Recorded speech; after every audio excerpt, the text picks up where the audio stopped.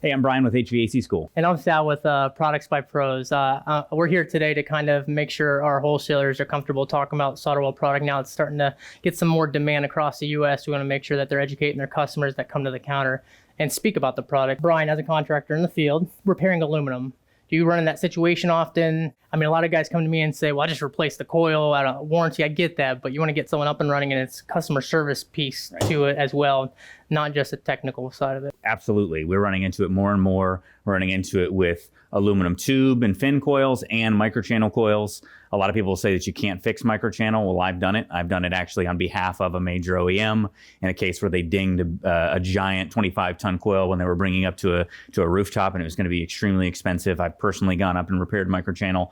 It works excellent. That's the alloy sol product, which is one piece of this kit. In a lot of cases, you have a customer who's down, they've got a big leak, especially in the case of a rub out, and you can get them up and running. Anybody who works in refrigeration knows that in a lot of cases, you've got to get that customer up and running, and aluminum is becoming more and more the kind of the standard of what we're seeing coils made of. And so it's not always that simple to just get a new coil. Let me set the record straight. There are plenty of aluminum repair rods out there today, but what really sets Solderweld apart is its specialty alloys with aluminum repair. The Alcop for aluminum to copper, whenever you have those leaks at the joint where aluminum meets copper right into the evaporative coil. But what separates its alloy sol apart from the rest than the other options out there is its flux and the rod itself. So most of the flux cord rods out there today, they have a melting temperature, liquidus temperature around 900 degrees.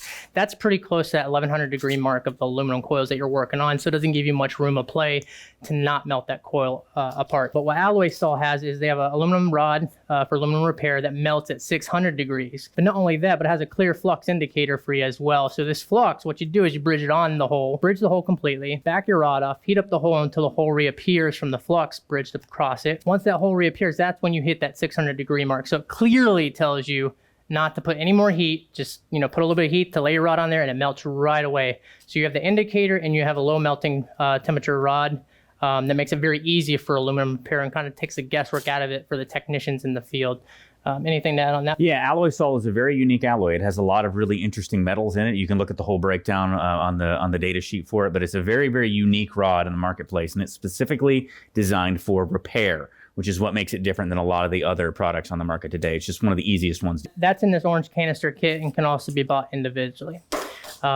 Next, Alcop, aluminum to copper. So this is an ideal rod to maybe repair an aluminum copper joint, or even join an aluminum to copper new joint. It has a flux in its core already, so you don't have to worry about an external flux, and a melting temperature, I believe, around 800 degrees. Yeah, so it has a flux channel, and so you can actually lay the flux channel onto the work area, and it makes it easier than having to try to wait for the flux to come out of the rod, which can be difficult for technicians to see. And then everybody uses 5 or 15%, so you can have either or kit with the 5 or 15% Silphos.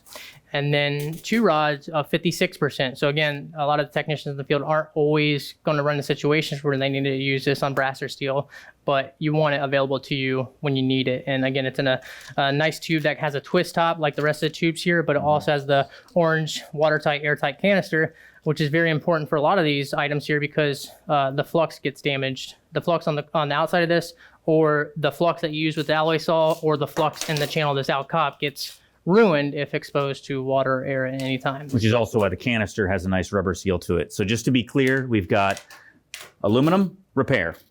That's alloy sol. You've got aluminum to copper. That's Alcop braze.